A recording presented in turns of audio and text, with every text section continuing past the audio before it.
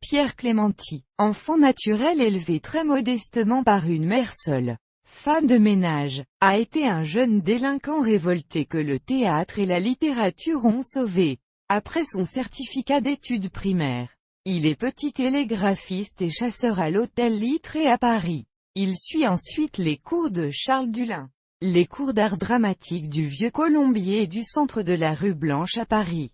Puis fait ses premiers pas au théâtre dans Il faut passer par les nuages sous la direction de Jean-Louis Barrault, avant de rejoindre la troupe de Marot, les Bargas, les Idoles, principalement connu pour son talent d'acteur de cinéma. Il a travaillé avec de nombreux réalisateurs français, Michel Deville, Philippe Garrel, Jacques Rivette, etc., et étrangers, Luchino Visconti, Louis Buñuel, Bernardo Bertolucci, Pier Paolo Pasolini, Glauber Rocha, etc. Il a joué notamment aux côtés de Burt Lancaster, Alain Delon, Catherine Deneuve, Michel Piccoli, Michel Morgan, Klaus Kinski, cinéaste. Il a réalisé quelques films entre 1967 et 1988 dans lesquels apparaissent les débuts d'acteur de son fils Balthazar, qui joue également dans La cicatrice intérieure de Philippe Garrel.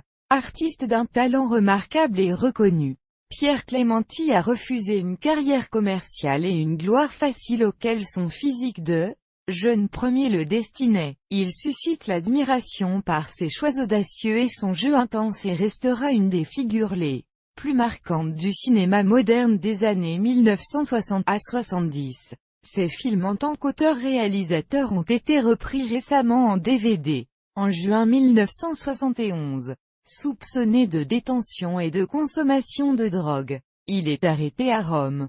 Il passe 17 mois en prison avant d'être relâché pour insuffisance de preuves. Après sa libération, il publie un livre, en 1973, réédition en 2005.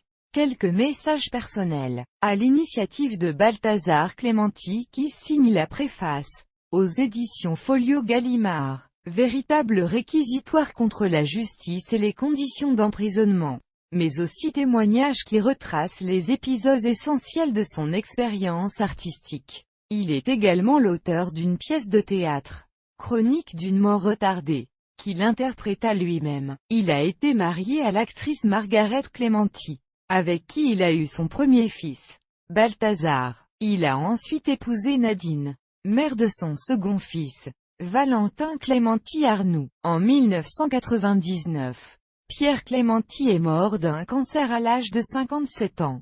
Sa tombe se trouve au cimetière du village de Soucy, Yonne.